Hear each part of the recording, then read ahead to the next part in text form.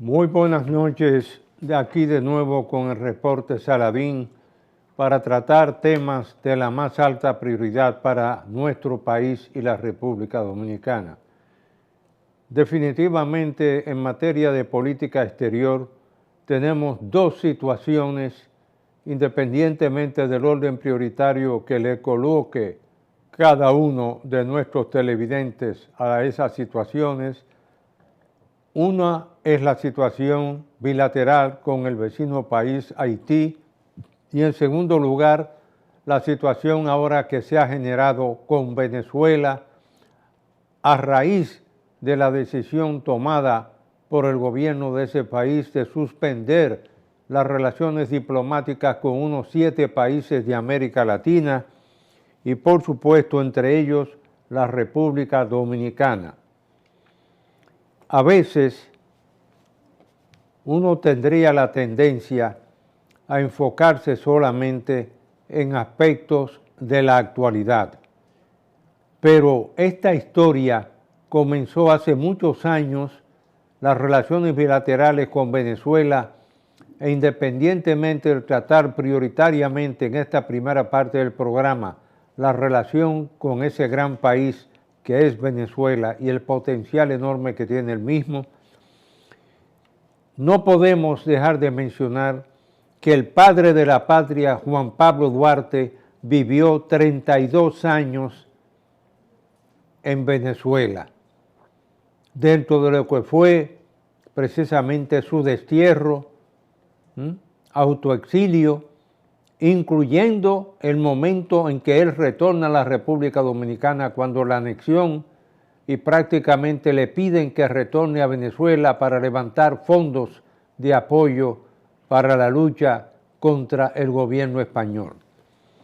Independientemente de eso, hay toda una historia vinculada también a ese atentado que hizo nada más y nada menos que un joven universitario venezolano, Rómulo Betancourt, en 1928, que asaltó un cuartel junto a un grupo de compañeros y ahí se inicia el primer destierro de Rómulo Betancourt a República Dominicana y luego un largo periodo de episodios históricos que ligan a Venezuela con la República Dominicana dentro de lo que uno de los periódicos nacionales, el Diario Libre, ha llamado la quinta ruptura en las relaciones diplomáticas entre República Dominicana y Venezuela.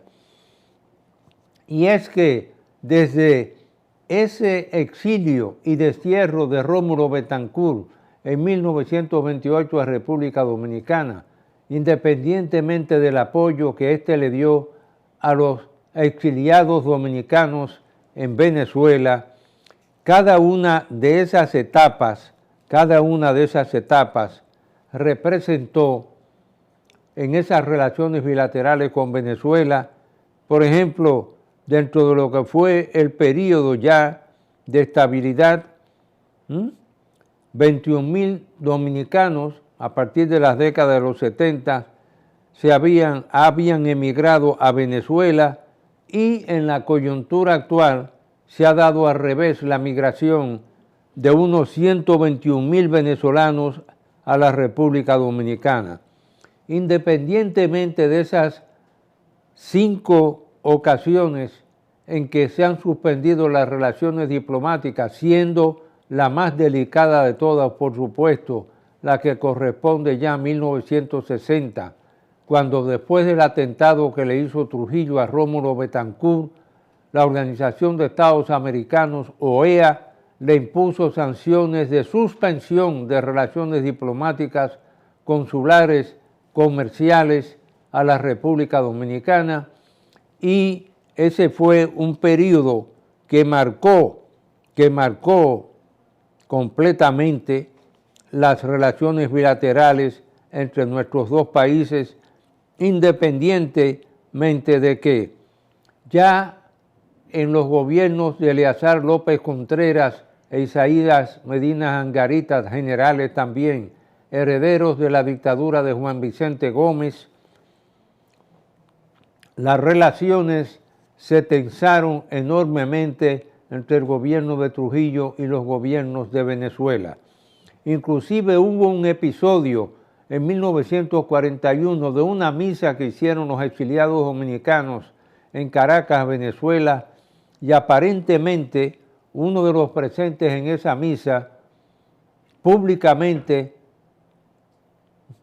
exhortó o pidió la muerte de Trujillo.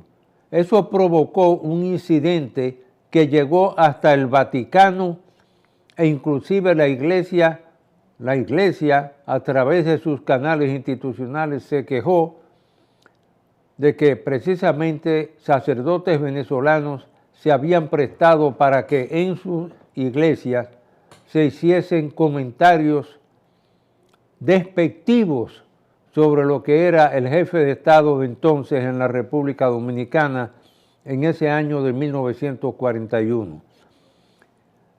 Ahí, en esa historia de Venezuela, cualquiera no lo creería, hay episodios de tal naturaleza. En ese año que es expulsado Rómulo Betancourt de Venezuela y viene al exilio de la República Dominicana, había ocurrido un hecho sencillamente increíble.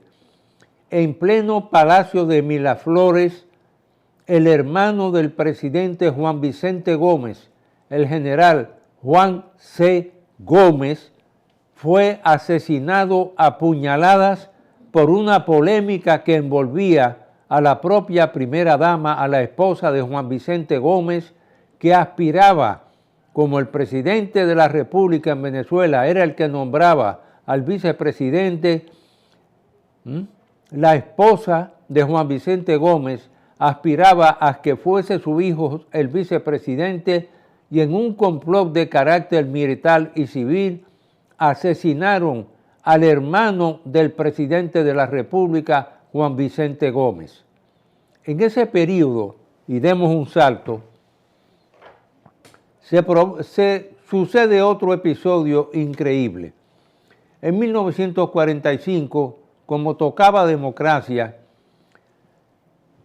lo que eran prácticamente la cúpula de Venezuela militar decidió traer al embajador de Venezuela en Washington como candidato presidencial y en esa ocasión,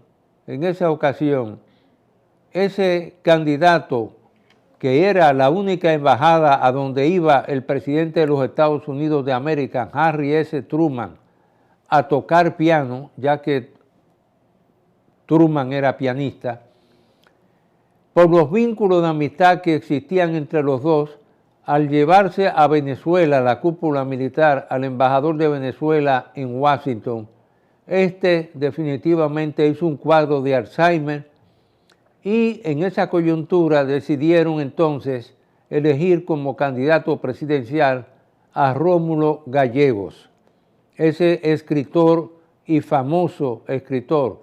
En ese interín, ya en varias ocasiones, Eleazar López Contreras había prácticamente desterrado de Venezuela a todos los intelectuales y sobre todo los que tenían ideas avanzadas como Jómito Villalba, Rómulo Betancourt, etcétera, etcétera.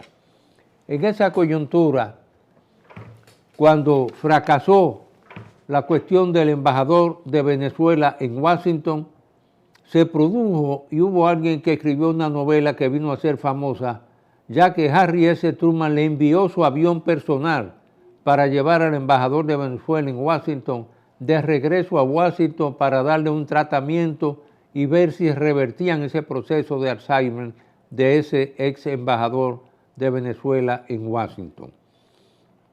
Andando el tiempo, ustedes saben cómo desembocó esa situación en el atentado a Rómulo Betancourt por parte de Trujillo, las sanciones económicas y comerciales que le impusieron a la República Dominicana, ruptura de relaciones diplomáticas consulares, inclusive en varias de las embajadas aquí extranjeras, lamentablemente una vez que fueron cerradas, fueron a asilarse algunas personas y lamentablemente fueron enfrentadas por la fuerza por la fuerza policíaca y el servicio de seguridad del gobierno dominicano. Hacemos una breve pausa y retornamos en unos instantes.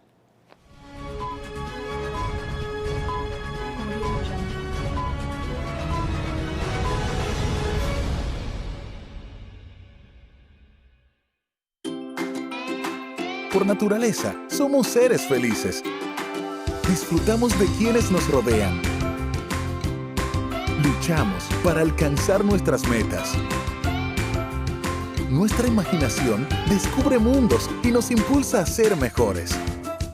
Por eso buscamos el mejor sabor de la naturaleza. Yogurt Rica. Encuéntralos en nuestros nuevos sabores: natural sin lactosa, chocolate, piña y piña colada. Con menos azúcar y mejor sabor. Perfeccionamos lo mejor de la naturaleza porque la vida es rica.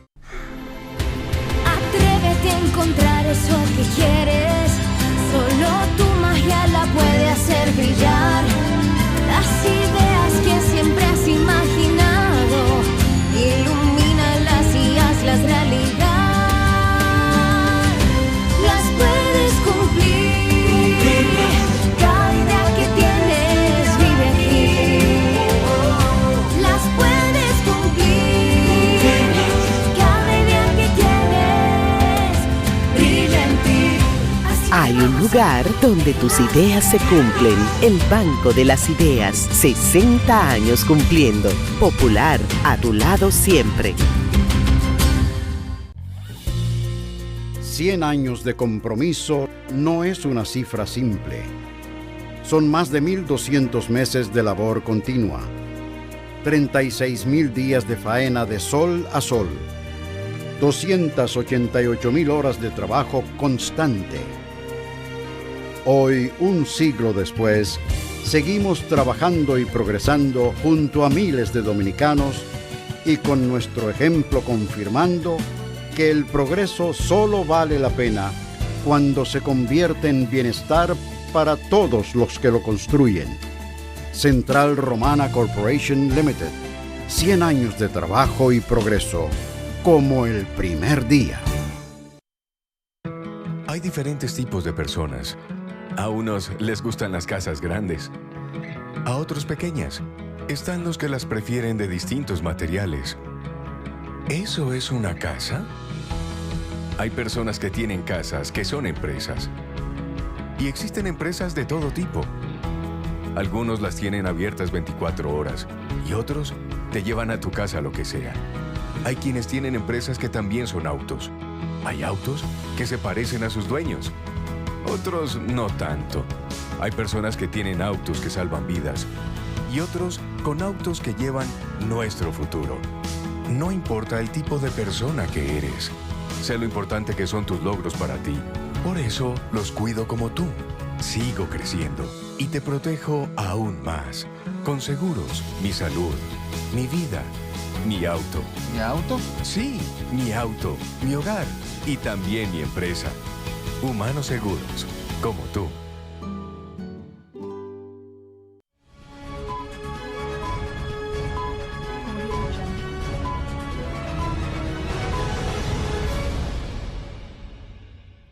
Bien amigos, retornamos con el reporte Saladín.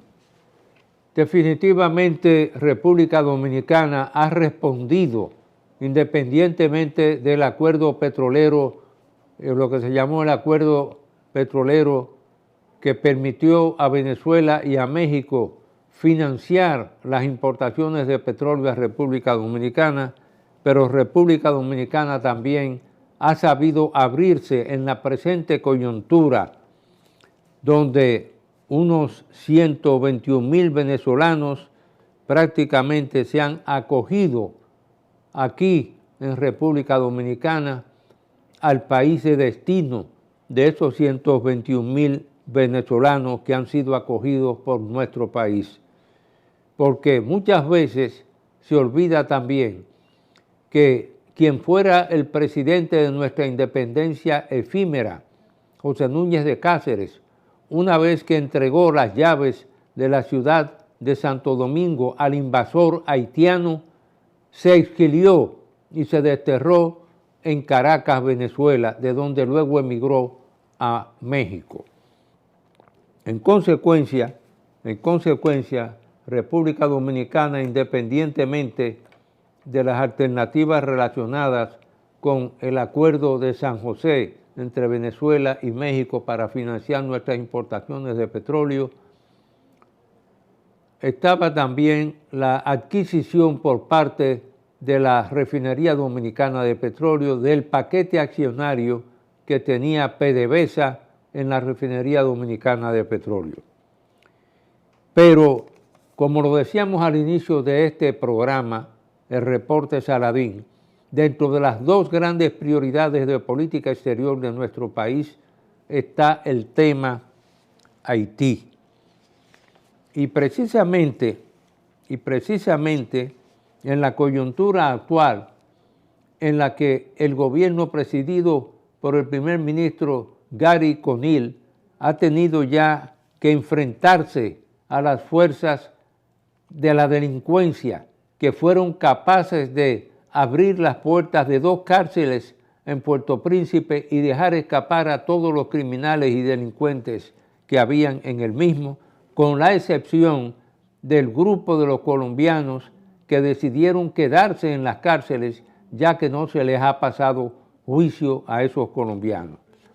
Pero dentro de esa prioridad, a mí siempre que tiene Haití para la política exterior de República Dominicana, a mí siempre me ha llamado la atención por qué en los historiadores dominicanos, y conste que yo soy también en cierta forma historiador porque me tocó escribir la historia del Banco de Reservas de 1941 a 1981, de los primeros 40 años del Banco de Reservas de República Dominicana y otros trabajos contratados por el Instituto para la Integración de América Latina y el Caribe, el INTAL, del Banco Interamericano de Desarrollo.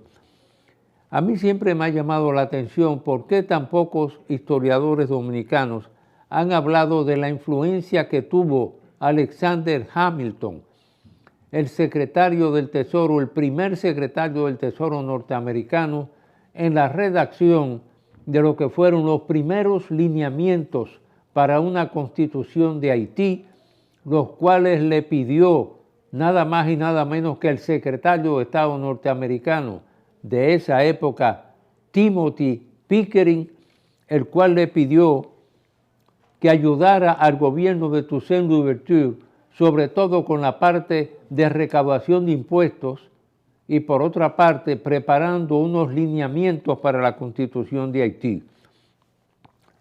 Y es que en este caso, Timothy Pickering, siendo secretario de Estado de los Estados Unidos de América, nombró a su amigo de infancia y amigo personal, que era Alexander Hamilton, nombró al doctor Edward Stevens como el nuevo cónsul general de los Estados Unidos de América en Haití, en Saint-Domingue, que era como se hablaba el lenguaje de esa época, con facultades diplomáticas plenipotenciarias, lo que representaría para el gobierno de Toussaint Louverture prácticamente un reconocimiento diplomático. Y en esa época Thomas Jefferson, que luego vino a ser presidente de Estados Unidos, dio una opinión negativa sobre esa designación y que equivalía de hecho a un reconocimiento diplomático de Saint-Domingue bajo Toussaint Louverture. Y en esos lineamientos que preparó Alexander Hamilton para Toussaint Louverture, declaró que siempre tendría que ser un general del ejército de Haití, el cual tendría la capacidad, un gobierno militar, el cual tendría la capacidad de en un sobre cerrado designar a su sucesor, ya que Alexander Hamilton no concebía ninguna forma política para ajustarse a lo que podría ser el esquema que había surgido de la Revolución Francesa de 1789 en cuanto a la creación de un poder legislativo, un poder ejecutivo y un poder judicial. Como Haití, en opinión de Alexander Hamilton, no se ajustaba a ninguna de esas condiciones, él recomendó que siempre fuese un general del ejército el jefe de Estado de Haití. En el caso, por ejemplo, de Toussaint Louverture, ahí se reconocía que él como gobernador, que era el estatus que tenía frente a Francia en ese momento, tendría que ser un gobernador vitalicio. Y de ahí surgió la presidencia vitalicia de Haití en esa coyuntura. Entonces, en esa constitución proclamada por Haití en Saint-Domingue, en 1801, es la primera vez, y es la primera vez como se ha reconocido mundialmente, que después de los Estados Unidos de América, fue el país en la historia moderna de las repúblicas que tuvo gobernada por negros de origen afroamericano. Y Toussaint fue declarado en esa constitución como gobernador vitalicio, iniciándose así el periodo de los presidentes à vie, presidentes vitalicios en el vecino país. Thomas Jefferson se pronunció contra Haití precisamente cuando asumió el poder el 4 de marzo de 1801 y adoptó una política contra el gobierno de los antiguos esclavos en ese país. Ustedes saben que esa historia terminó con la invasión del general Leclerc, que vino acompañado de su esposa Paulina Bonaparte, hermana de Napoleón, y eso le costó la vida a unos 60,000 franceses, tanto la que vinieron con el ejército de Napoleón, como también a muchos propietarios de tierra y de terreno en el vecino país. Hay que destacar que esa influencia que tuvo precisamente el gobierno de Haití, de esos primeros lineamientos de la Constitución de Haití, fueron los que permitieron que prácticamente desde el inicio de la historia del vecino país, independientemente del periodo que agotó Jean-Jacques Dessalines de 1804 a 1806, fue derrocado y asesinado el primer gobernador de Haití. Luego le siguió Henri Christophe, el que se autoproclamó como rey y terminó suicidándose en el norte de Haití, y fue uno de los verdugos de Dessalines. Igualmente siguió también Alexander Pétion, que se autoproclamó gobierno en el sur y fue también uno de los verdugos de Dessalines. Y así sigue la historia con Jean-Pierre Boyer, que fue el sucesor de Pétion. Este terminó derrocado y maldijo al pueblo por mal agradecido, es decir, Haití.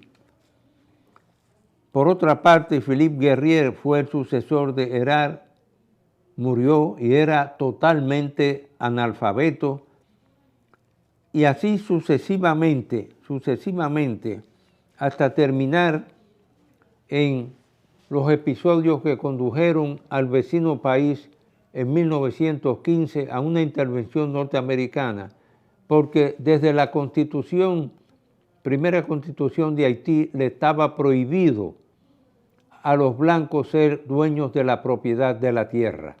Ustedes se sorprenderían de saber que en la Asamblea Constituyente de 1843 en Haití, el representante dominicano de la provincia de Azua, si podemos llamar dominicanos todavía, porque había una identidad cultural totalmente diferente, Buenaventura Báez, en esa asamblea constituyente en Haití de 1843, ya invitaba precisamente a los haitianos como representantes de la provincia de Azua en esa asamblea constituyente a que le permitieran a los europeos y blancos contraer matrimonio con las esposas que de hecho vivían juntos, pero no tenían derecho a contraer matrimonio esos blancos y europeos con las haitianas para organizar lo que era una familia. Eso fue algo verdaderamente sorprendente. Concluyo este programa con ese pensamiento de Miguel de Unamuno y Hugo cuando decía en España en 1936, me duele España, a mí me duele la República Dominicana. Que Dios los bendiga a todos y hasta el próximo jueves.